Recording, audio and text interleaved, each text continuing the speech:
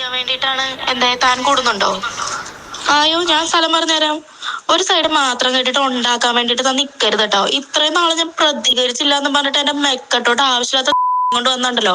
ഏതവനാണെങ്കിലും പറയാനുള്ളതിന് അണ്ണാക്കിൽ അടിച്ച് ഞാൻ തരും. കാര്യം അറിയാവുന്ന എന്റെ അടുത്ത് സംസാരിക്കാനായിട്ട് നിൽക്കരുത്. തന്റെ ഒന്നും കാശ് ഞാൻ വാങ്ങിച്ചിട്ടല്ലോ ജീവിക്കുന്നത്. വിദേശത്ത് ജോലി വാഗ്ദാനം ചെയ്ത് പണം തട്ടിയ കേസിലെ മുഖ്യപ്രതി കാർത്തിക പ്രദീപിന്റേതായി പറയപ്പെടുന്ന സംഭാഷണമാണിത്. തട്ടിപ്പ് ചോദ്യം ചെയ്ത ആളോട് അറസ്റ്റിന് മുൻപ് രൂക്ഷമായി പ്രതികരിക്കുകയും വെല്ലുവിളിക്കുകയും ചെയ്യുകയാണ്. തന്റെ ഭാഗം ന്യായീകരിക്കുന്നതിനൊപ്പം തനിക്ക് പറ്റിച്ചു ജീവിക്കാനേ അറിയൂ എന്നതടക്കം ഒരു മടിയും കൂടാതെ അവർ പറയുന്നു. പറ്റിച്ചു ജീവിക്കാ, എനിക്ക് പറ്റിച്ചു ജീവിക്കാനേ അറിയുള്ളൂ. അത് എന്റെ മിടുക്ക്. പറ്റിക്കാനായിട്ട് നീക്ക് നിന്നിരുന്നത് എന്തിനാണ്? അതിനിടെ പത്തനംതിട്ട സ്വദേശിനിയായ കാർത്തികയുടെ അറസ്റ്റോടെ ഇവർക്കെതിരെ പോലീസ് സ്റ്റേഷനുകളിൽ പരാതി പ്രളയമാണ്. കാർത്തികയ്ക്ക് കൊട്ടേഷൻ ഗ്യാങ്ങുമായി അടക്കം ബന്ധമുണ്ടെന്ന വിവരം പോലീസിന് ലഭിച്ചു. വിദേശത്ത് വാഗ്ദാനം ചെയ്യപ്പെട്ട ജോലി ലഭിക്കാതെ വന്നതോടെ പണം തിരിച്ചു തരണമെന്നാവശ്യപ്പെട്ട് ഏവരും കാർത്തികയെ സമീപിച്ചു.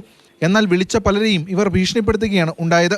കാപ്പ കേസ് പ്രതികളുടെയും മറ്റും സഹായത്തോടെയായിരുന്നു ഇതെന്നും പോലീസിന് വ്യക്തമായി. കാർത്തികയുടെ ഫോൺ കസ്റ്റഡിയിലെടുത്തിട്ടുണ്ട്. ഫോൺ കോൾ രേഖകൾ വിശദമായി പരിശോധിക്കുകയാണ്.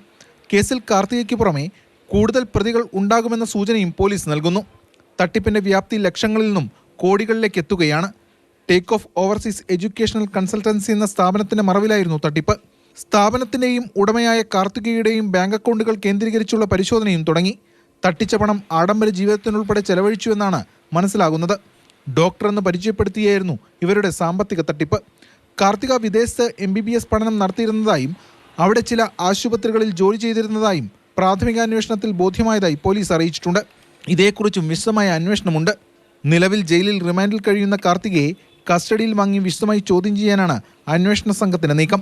തുടർന്ന് മറ്റു ജില്ലകളിൽ വിവിധ പോലീസ് സ്റ്റേഷനുകളിൽ രജിസ്റ്റർ ചെയ്തിട്ടുള്ള കേസുകളിൽ ഇവരുടെ അറസ്റ്റ് രേഖപ്പെടുത്തുകയും ചെയ്യും. 18-ലധികം കേസുകളാണ് ആകെ ഇവർക്കെതിരെ ഇതുവരെ രജിസ്റ്റർ ചെയ്തിട്ടുള്ളത്. മാതൃഭൂമി ന്യൂസ്, കൊച്ചി.